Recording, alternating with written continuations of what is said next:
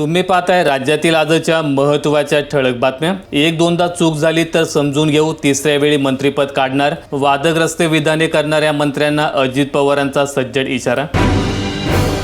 तुळजापुरात ड्रग्सचे पुजारी आणि मंदिरातील 13 पुजाऱ्यांचा रॅकेटमध्ये सहभाग। तुळजापूर तालुक्यातील तालमवाडी येथे फेब्रुवारीमध्ये पोलिसांनी एकूण 2.5 लाख रुपये किमतीच्या MD ड्रग्सच्या 59 पुड्या जप्त केल्या होत्या। या ड्रग्स रॅकेटमध्ये तुळजाभवानी मंदिरातील 13 पुजाऱ्यांची नावे समोर आल्याने मोठी खळबळ उडाली आहे।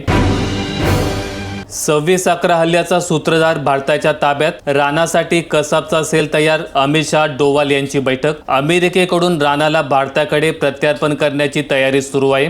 राणाला आणण्यासाठी भारतीय टीम अमेरिकेला गेली। गुरुवारी दुपारपर्यंत राणाला घेऊन पथक भारतात पोहोचेल। प्रशांत कोरटकरला जामीन मंजूर, मात्र मुक्काम कारागृहातच। CNG PNG महागला, प्रवास महागणार, गॅस बिलही भडकणार। वक्फ म्हणजे संविधान, धर्म स्वातंत्र्यावर हल्ला, राहुल गांधी यांचं वक्तव्य। मोदी सरकार विरुद्ध आता दुसरा स्वातंत्र्य लढा, मल्लिकार्जुन खरगे यांचं आव्हान। हिंगोली शक्तीपीठचे काम संतप्त शेतकऱ्यांनी रोखले, जमीन मोजणीला विरोध, राजू शेट्टी यांचा आक्रमक आंदोलनाचा इशारा। करुणा मुंडेंना दरमहा 2 लाखांची पोटगी द्यावी, माझगाव न्यायालयाचा धनंजय मुंडेंना आदेश।